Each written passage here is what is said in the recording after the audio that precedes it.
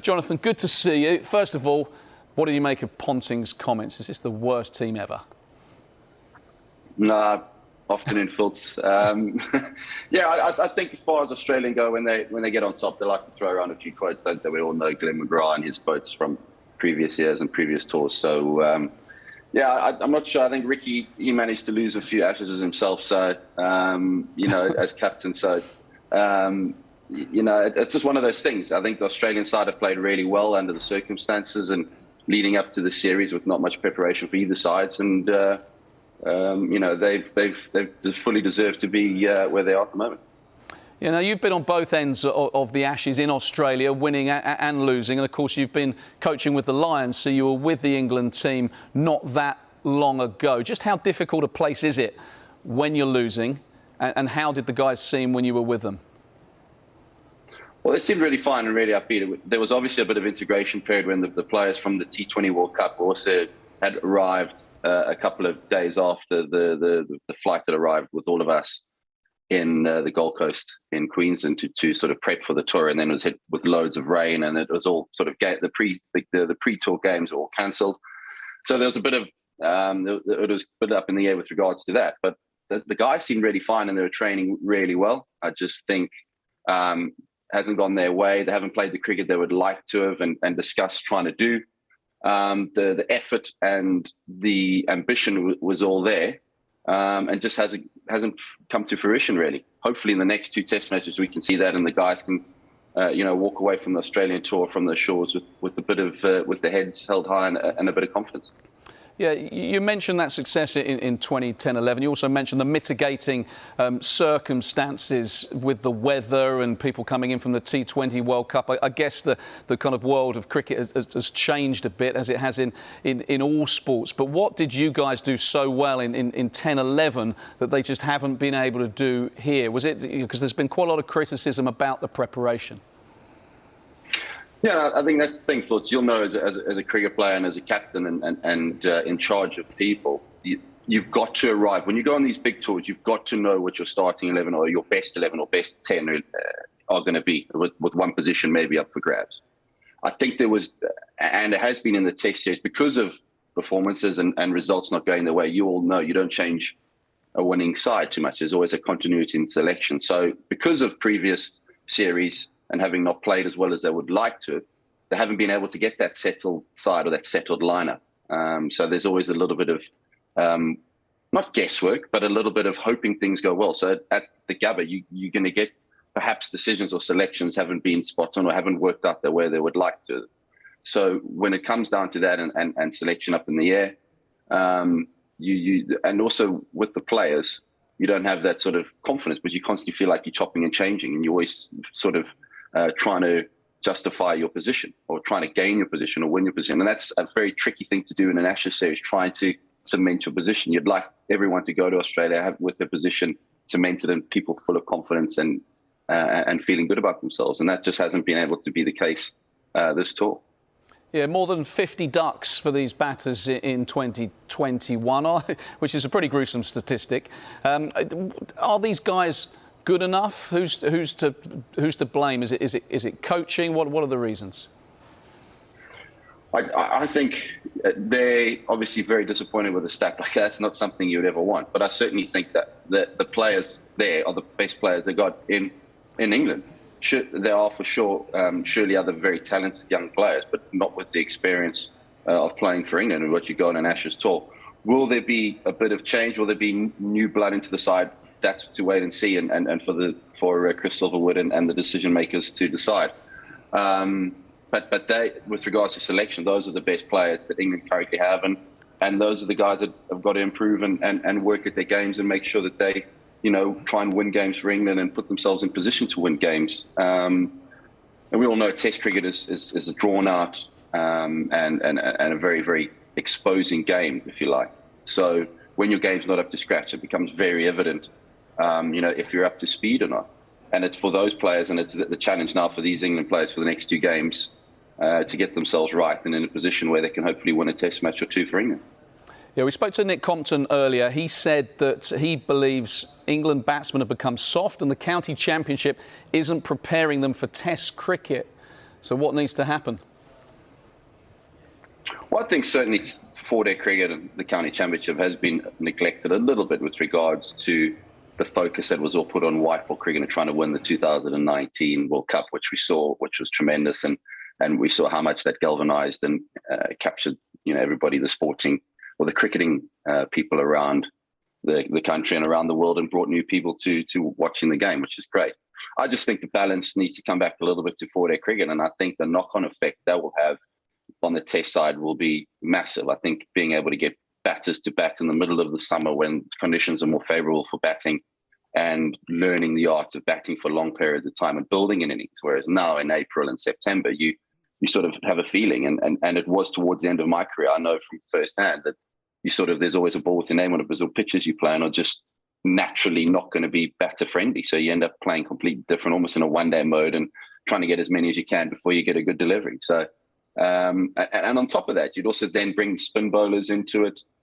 You would then also get seam bowlers learning different skills with regards to having to bowl maybe a little bit quicker on flatter wickets, and create new variations and new skills, which will stand them in good stead going forward into the test level. So I think that will enhance our game. I certainly think we need to stay focused on white ball cricket as well, because we've seen how good the England white ball side is and the players that's producing and coming through there. I'd just like to see the same amount of talent and players coming through into the test level, and people knocking on doors and pushing for places continuously. Chris Silverwood is coming under increasing pressure, Jonathan. Some former players saying he's out of his depth. He's well liked, he's well respected within the setup, but given everything that's been happening this year with Test cricket, can Chris survive?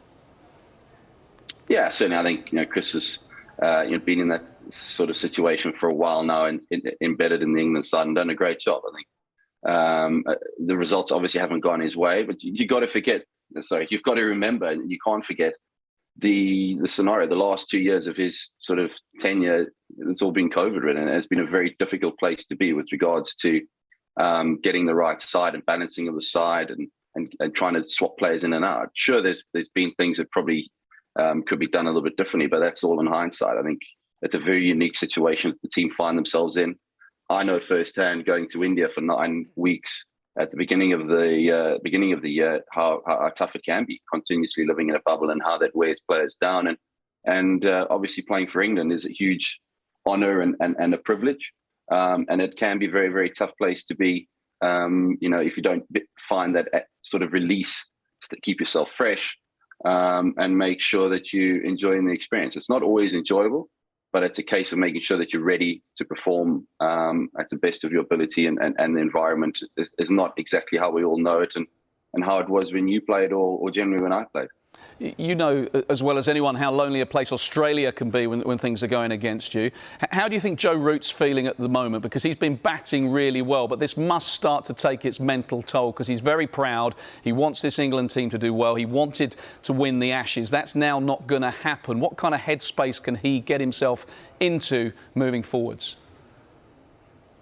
I think Joe's a very strong and resilient character and player for England, probably the best, if not one of the best. I think the way that he's performed this series under testing conditions, not only during the season, or the series, but also leading up to the series, the stuff that was going on and off the field, and involved in that. So fantastic player. And the thing I would say is that it hasn't sort of knocked his performances. Or we see him hit sort of head and shoulders above the rest, averaging 60 this calendar year and playing beautifully. So I would say that if it was having an effect on that, then maybe that's a decision for him. But at the end of the day, I think Joe's earned the right to decide whether it's right for him, or whether he feels that it isn't. I would say I would stick with him. I think he leads from the front, not only through his performances, but the way he is off the field, having been in and around the squad, having watched him, having played with him as well as when he was a youngster. He's an impressive young man. Yeah, and he has the respect of the guys, doesn't he? Which I guess is the main thing. And that is the unique thing as a captain. That's what doesn't come naturally to some, but for some people it does, and for him it certainly does. So, very lucky to have a player of his caliber, but also a skipper taking it on and leading the way that he does, and the way that he has advanced his game over years of I think he's close to about 120 test matches now, constantly wanting to improve. And that's contagious for all the players out there who watch him, all the younger players who are coming to the side. Leads and is constantly pushing himself and challenging the rest of the players. And he's going to need to have that certainly in the next 2 test matches and beyond. If he does call it a day, Jonathan, is it a concern that there are no obvious alternatives to replace him as captain? I think that naturally comes from there not being consistently the same players, in the top order, or there's a constant changing of the guard with regards to players. I think if you had that continuity of selection, continuity of players, a natural candidate would stand out. Ben Stokes obviously is in and around and being there. Whether Ben would like the job, whether he wouldn't, I'm not quite sure. All I can say is Ben, when we were part of the England squad for the sort of the Pakistan series, where there was a whole new squad called up overnight basically, and Ben was made captain, I thought he led very, very well and was an inspirational leader in a series that we managed to beat Pakistan quite comprehensively with a makeshift side, if you like.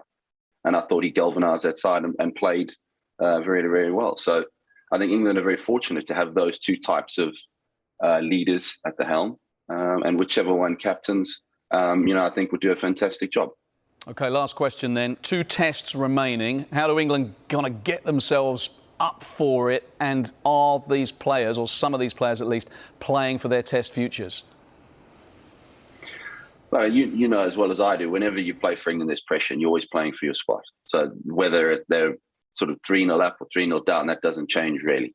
What does come into the front of people's minds is the noise and all the criticism and the things that go on off the pitch. The challenge for the players now is going to be able to switch that off, get the 11 guys sort of tightly knit, get them sort of close together, and make sure that anything from the outside doesn't manage to get in there on match day or the days leading up, that they're very clear on how they're going to go about their games in training, and how they're going to go and play against what's quite a boisterous and on the up Australian side. It is a very tough place to go when when things are against you, or when the Australians are playing really well and very good in their home conditions. What they've got to do now is make sure that they're ready to combat that, have an inner steeliness about themselves and as a unit, and make sure that they play well as a squad. And I think as a batsman, we've just got to get more partnerships and win more sessions with the bat, and that'll be a good start.